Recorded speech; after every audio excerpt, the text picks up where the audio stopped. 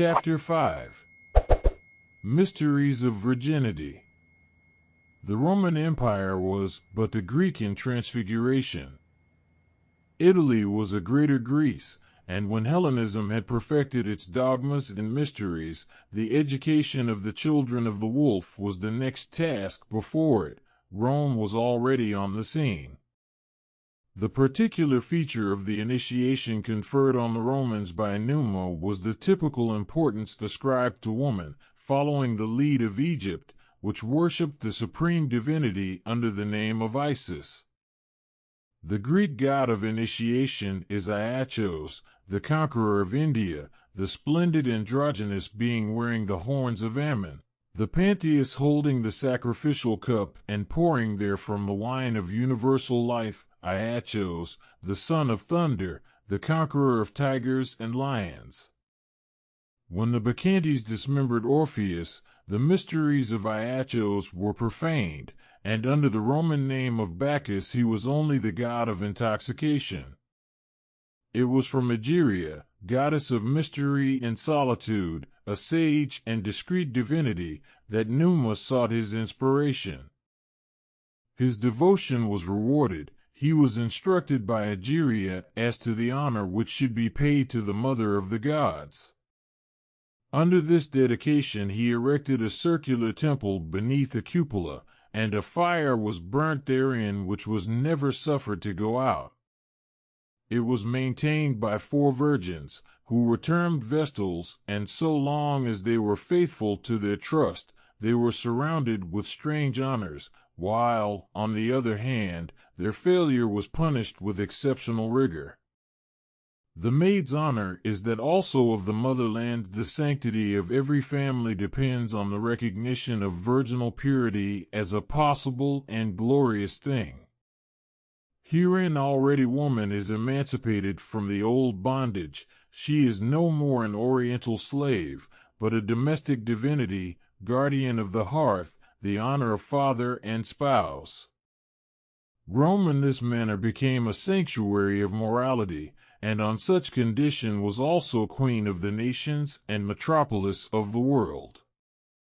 The magical tradition of all ages attributes a certain supernatural and divine quality to the virgin state. Prophetic inspirations adorn it, while it is the hatred of innocence and virginity which prompted Goetic magic to sacrifice children, whose blood was regarded notwithstanding as having a sacred and expiatory virtue. To withstand the allurement of generation is to graduate in the conquest of death, and supreme chastity was the most glorious crown set before Hierophants. To expend life in human embraces is to strike roots in the grave. Chastity is a flower which is so loosely bound to earth that, when the sun's caresses draw it upwards, it is detached without effort and takes flight like a bird. The sacred fire of the Vestals was a symbol of faith and of pure love. It was an emblem also of that universal agent, the terrible and electric nature of which Numa could produce and direct. If by culpable negligence the Vestals allowed their fire to die out, it could only be rekindled by the sun's rays or by lightning. It was renewed and consecrated at the beginning of each year, a custom perpetuated and observed among us on Easter Eve. Christianity has been wrongly accused of taking over all that was beautiful in anterior forms of worship. It is the last transfiguration of universal orthodoxy, and as such it has preserved whatsoever belonged to it, while rejecting dangerous practices and idle superstitions. Furthermore, the sacred fire represented love of country and the religion of the hearth. To this religion, and to the inviolability of the conjugal sanctuary, Lucretia offered herself in sacrifice. Lucretia personifies all the majesty of ancient Rome. She could doubtless have escaped outrage by abandoning her memory to slander, but good repute is a noblesse qu'oblige.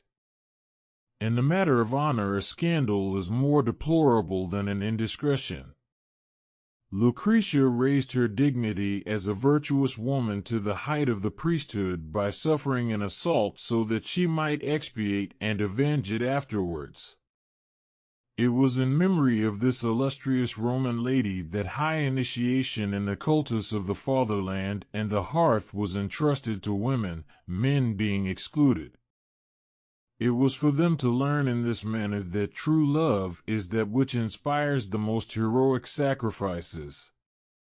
They were taught that the real beauty of man is heroism and grandeur, that the woman capable of betraying or forsaking her husband blasts both her past and future and is branded on the forehead with the ineffaceable stain of a retrospective prostitution, aggravated further by perjury. To cease loving him to whom the flower of her youth has been given is the greatest woe which can afflict the heart of a virtuous woman, but to publish it abroad is to falsify past innocence. To renounce probity of heart and integrity of honor, it is the last and most irreparable shame. Such was the religion of Rome. To the magic of such a moral code she owed all her greatness, and when marriage ceased to be sacred in her eyes, her decadence was at hand.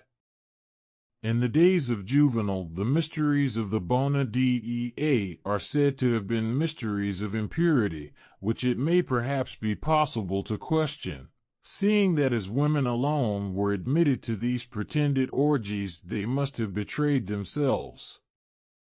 But on the assumption that the charge is true, because anything seems possible after the reigns of Nero and Domitian, we can only conclude that the clean reign of the Mother of the Gods was over and was giving place to the popular, universal, and purer worship of Mary, the Mother of God. Initiate of magical laws, and knowing the magnetic influences of communal life, Numa instituted colleges of priests and augurs, living under prescribed rules. This was the first idea of conventual institutions, which are one of the great powers of religion.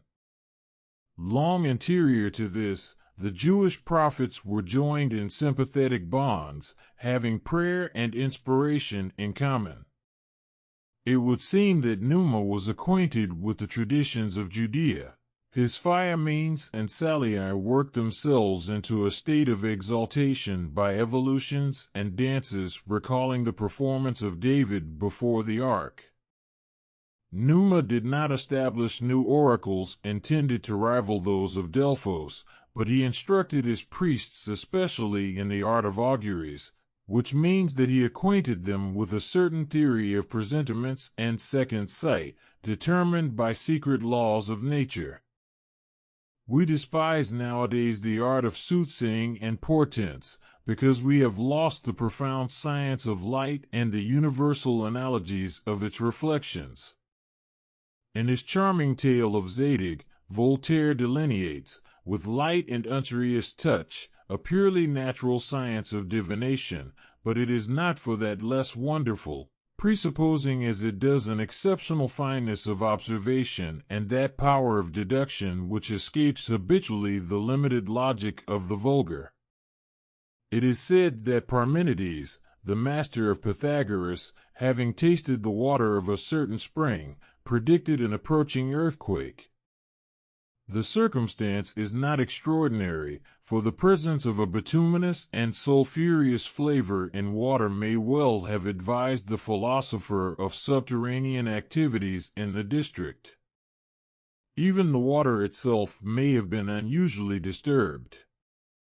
However this may be, the flight of birds is still considered premonitory of severe winters, and it may be possible to foresee some atmospheric influences by inspecting the digestive and respiratory apparatus of animals.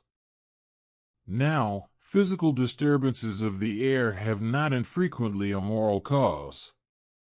Revolutions are translated therein by the phenomena of great storms. The deep breathing of nations moves heaven itself. Success proceeds coincidentally with electric currents, and the hues of the living light reflect the motions of thunder. There is something in the air, says the crowd, with its particular prophetic instinct.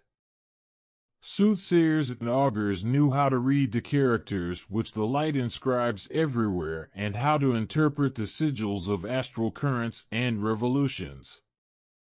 They knew why birds wing their flight in isolation or in flocks, under what influences they turn to north or south, to east or west, which is just what we cannot explain, though we scoff now at the augurs.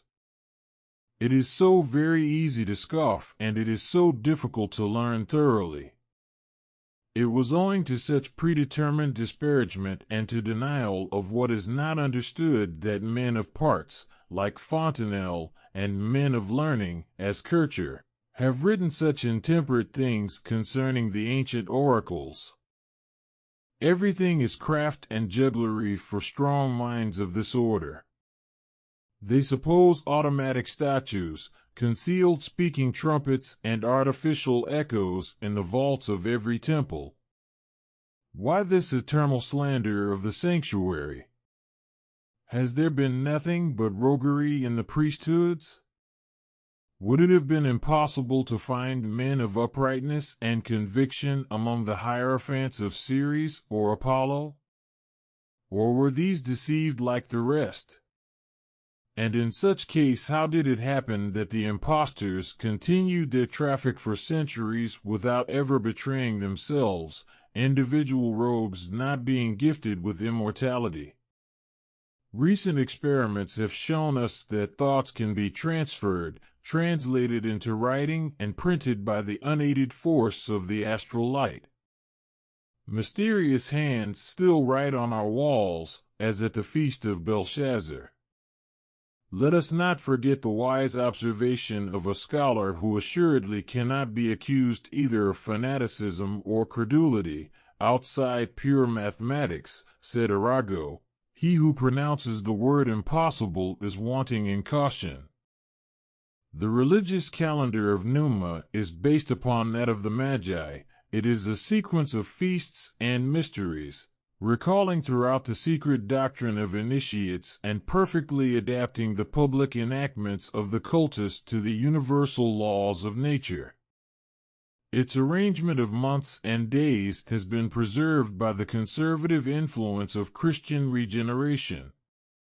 Even as the Romans under Numa, we still hallow by abstinence the days consecrated to the commemoration of birth and death, but for us the day of Venus is sanctified by the expiations of Calvary. The gloomy day of Saturn is that during which our incarnate God sleeps in his tomb, but he will rise up, and the life which he promises will blunt the scythe of Kronos. That month which Romans dedicated to Maiphae, the nymph of youth and flowers, the young mother who smiles upon the year's first fruits, is consecrated by us to Mary, the mystical rose, the lily of purity, the heavenly mother of the Savior. So are our religious observances ancient as the world. Our feasts are like those of our forefathers, for the Redeemer of Christendom came to suppress none of the symbolic and sacred beauties of old initiation. He came, as he said himself, in reference to the figurative law of Israel, to realize and fulfill all things.